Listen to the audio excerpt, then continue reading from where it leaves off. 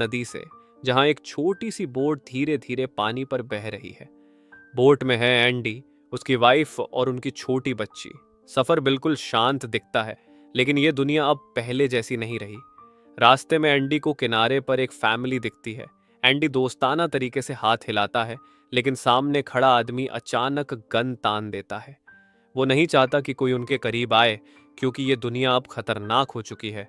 एक ऐसा वायरस फैल चुका है जो इंसान को 48 घंटे में पूरी तरह ज़ॉम्बी बना देता है। एंडी अपनी फैमिली को लेकर आगे बढ़ जाता है, लेकिन प्रॉब्लम है, फूड खत्म होने वाला है। उसकी वाइफ काफी परेशान है, लेकिन एंडी उसे भरोसा दिलाता है कि वो सब संभाल लेगा। तभी उसे पानी में एक टूटी हुई बोट दिखती है। वो अंदर जाता है और उसे कुछ खाने का सामान मिल जाता है, लेकिन तभी उसे एहसास होता है कि उस केबिन में कुछ है, कोई मौजूद है। एंडी खतरा महसूस करता है और जल्दी से सामान उठाकर वापस अपनी हाउस बोट पर लौट आता है। उसकी वाइफ खाना देखकर खुश हो जाती है।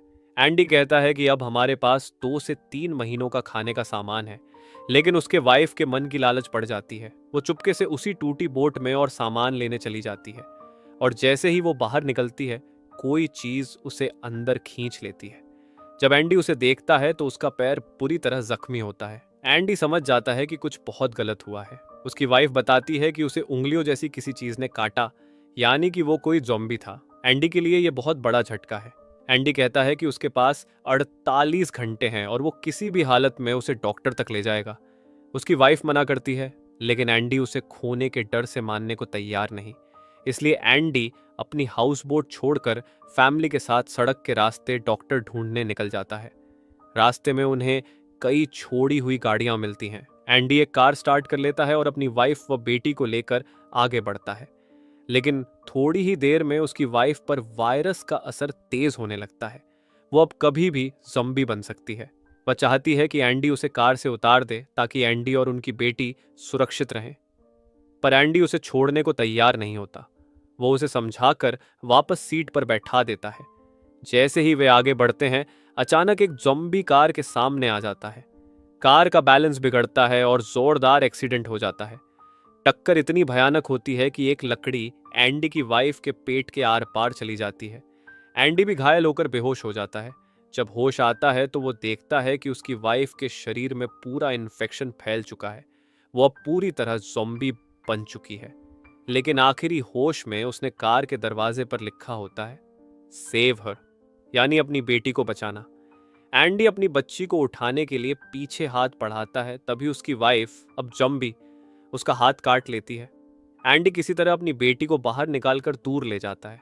अपनी वाइफ को खो देने का दर्द और अपने हाथ में लगा इन्फेक्शन। उसके पास सिर्फ 48 घंटे बचे हैं। उसे नहीं पता कि इसके बाद उसकी बेटी का ध्यान कौन रखेगा। एंडी 48 घंटे का अलार्म सेट करता है, तभी उसे वही आदमी दिखाई देता है जो उनकी कार के सामने आया था। एंडी उसके पास जाता है और पाता है कि वो आदमी पूरी तरह इन्फेक्टेड है। तभी एक लड़की वहां पहुंचती है, जिसका नाम है थूमी। वो बताती है कि ये इन्फेक्टेड आदमी उसका पिता है। थूमी ने उसके मुंह को कपड़े से बांध रखा है, ताकि वह किसी को काट न सके।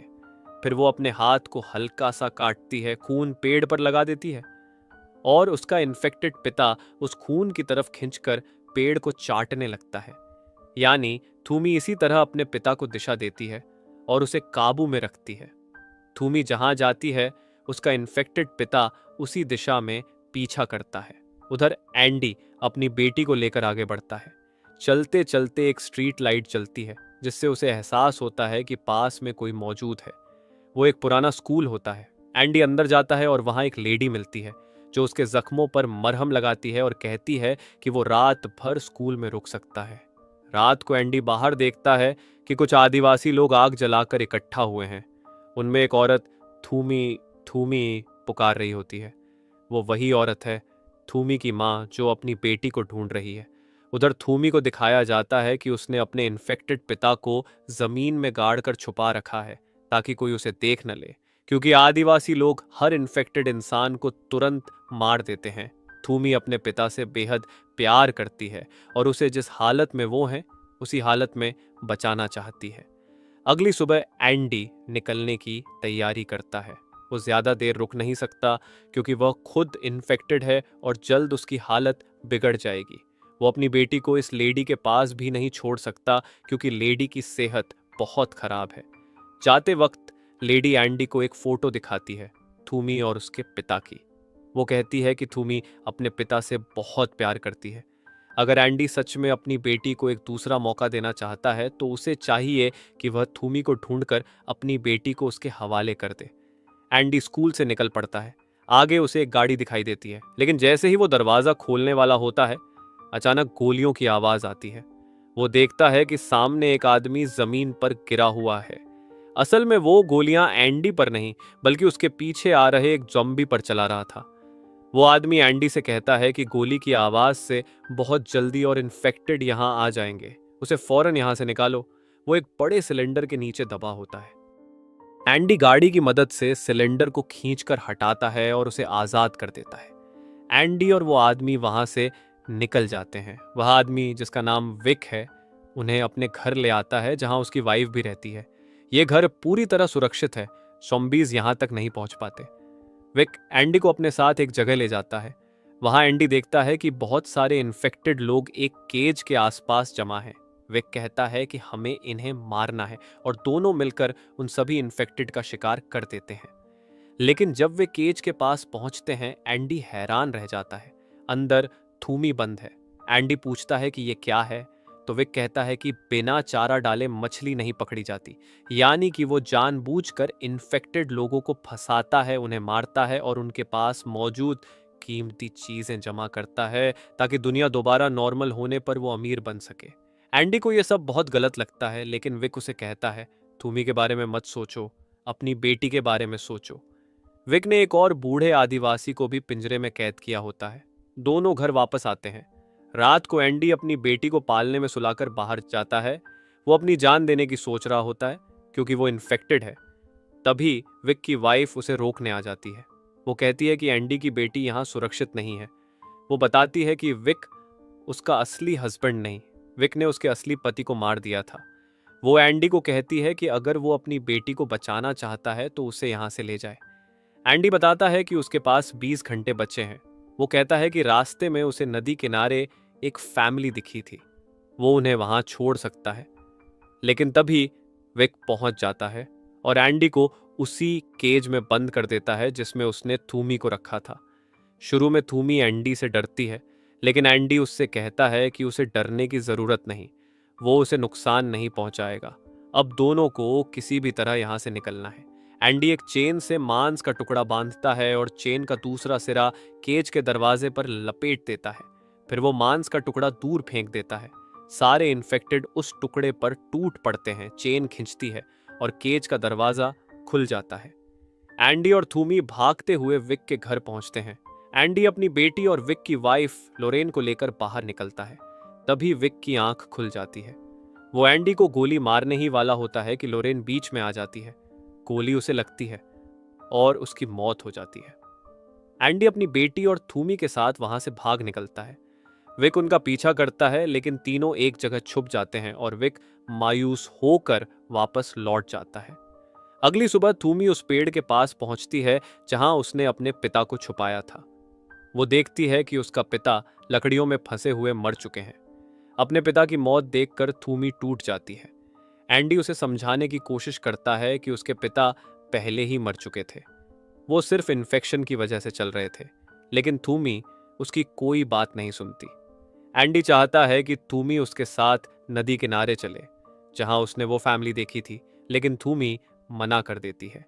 एंडी अपनी बेटी को लेकर अकेला ही निकल जाता है। घड़ी देखने पर एंडी को पता चलता है कि उसके पास सिर्फ 9 घंटे बचे हैं। उसे 9 घंटों में रिवर बैंक तक पहुंचना है। लेकिन अचानक उसे दौरा पड़ता है। वो बेहोश हो जाता है। जब होश आता है तो उसकी बेटी गायब होती है। असल में थूमी ने उसे उठा लिया था। अब थूमी खुद एंडी की बेटी को सुरक्षित रखना चाहती है, इसलिए वो दोनों को लेकर सफर पर निकल पड़ती है। थूमी जंगल के सभी रास्तों को जानती है, इसलिए वो एंडी को बहुत जल्दी नदी किनारे पहुंचा देती है। एंडी उस जगह पहुंचता है जहां उसने पहले फैमिली देखी थी, लेकिन अब उनका लीडर ज़ॉम्बी के काटने से इन्फेक्टेड होने वाला होता है। वो एंडी को गन दिखाता है, कहता है, इसमें 6 गोलियां हैं, 4 मेरी फैमिली के लिए। तुम चाहो तो बाकी 2 से खुद को और अपने बच्चे को खत्म कर सकते हो।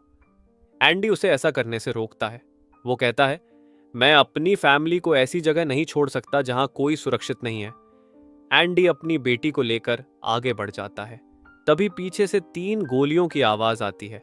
वो आदमी अपनी फैमिली को मार देता है और फिर खुद को भी। एंडी उस गन को उठा लेता है। अब उसमें 2 गोलियां बची हैं। उसे समझ नहीं आता कि आगे क्या करना है। उधर थूमी उस फैमिली के टेंट के अंदर होती है जहां पूरी फैमिली ने खुद को मार लिया था। जब थूमी एंडी का बैग देखती है तो अंदर से उसे वही फोटो मिलती है, वही फोटो जो उस बीमार औरत ने एंडी को सबसे पहली बार दी थी। इस फोटो में थूमी, उसके पिता और उसकी फैमिली होती है। फोटो देखते ही थूमी का भरोसा एंडी पर पहले से भी ज्यादा मजबूत हो जाता है। वो एंडी के पास आती है और कहती है, मैं अपने लोगों के पास वापस जाना चाहती हूँ, क्या तुम मेरे साथ चलोगे? एंडी हाँ कह देता है। थूमी उसे दूर उठते हुए धुएं की ओर इशारा करके बताती है, मेरे लोग वहीं हैं। तीनों, एंडी, उसकी बेटी और थूमी, रेलवे ट्रैक वाले सुरंग से होते हुए आगे बढ़ने लगते हैं। चलते चलते उन्हें सामने विक दिखाई देता है। विक ने उन्हें नहीं देखा होता, इसलिए एंडी जल्दी से थूमी और अपनी बेटी को पास खड़ी एक कार के अंदर छिपा देता है और खुद उन जॉम्बीज की लाइन में जाकर खड़ा हो जाता है जिन्हें विक ने बांध रखा था। विक एक एक करके सब जॉम्बीज को मार रहा होता है। जैसे ही वो एंडी के पास आता है, एंडी मौका देखकर रिवॉल्वर निकालता है और उस पर हमला करने की कोशिश करता है। दोनों के बीच जोरदार हाथापाई होती है, लेकिन विक एंडी से रिवॉल्वर छीनकर उसी को गोली मार देता है। इसके बाद वो कार के पास पहुंचता है जहां थूमी और एंडी की बेटी छिपी होती है। विक थूमी को कार से घसीटकर बाहर फेंक देता है। वो ट्रक पर गिरकर बेहोश हो जाती है क्योंकि उसके सिर से लगातार खून बह रहा होता है। फिर वो एंडी की बेटी को गोद में उठाकर एक तरफ जाकर बैठ जाता है। एंडी किसी तरह उठकर उसके पास पहुंचता है और कहता है, मेरी बेटी मुझे वापस दे दो। विक गुस्से में चिल्लाता है, तुमने मेरी लॉरेन को मुझसे छीना था, अब मैं तुम्हारी बेटी को तुमसे छीनूंगा। एंडी जवाब देता है, लॉरेन कभी तुम्हारी थी ही नहीं। ये बात सुनकर विक एक पल के लिए रुक जाता है। उसे एहसास होता है कि एंडी सही बोल रहा है। अंदर ही अंदर वह गिल्ट में था और आखिरकार वो एंडी की बेटी उसे वापस दे देता है।